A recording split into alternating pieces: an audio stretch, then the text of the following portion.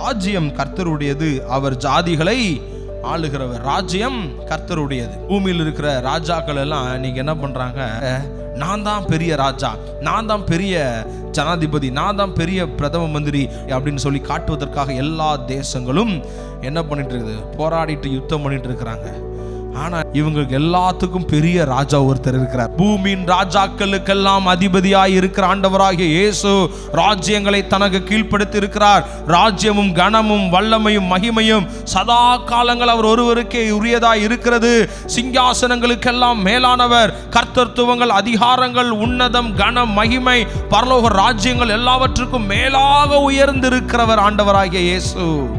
எந்த அரசு வந்தாலும், எந்த அரசாங்கம் நடத்தினாலும், எந்த சட்ட திட்டங்களை போட்டாலும் ஒருவர் தான் பூமியை ஆளுகை செய்வார். அவர் ஆண்டவராகிய இயேசு.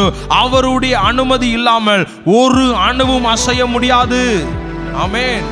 அதனாலதான் விசுவாசிகள் தைரியமா இருக்கணும். யார் அரசாண்டாலும் தைரியமா இருக்கணும். எந்த சட்டத்தை கொண்டு வந்தாலும் தைரியமா இருக்கணும். இந்த சட்டங்களும் இந்த அரசாங்கமும் உங்களை முடித்துவிட முடியாது. ஏனென்றால் நமக்கு ஒரு ராஜா இருக்கிறார். அவர்தான் இயேசு.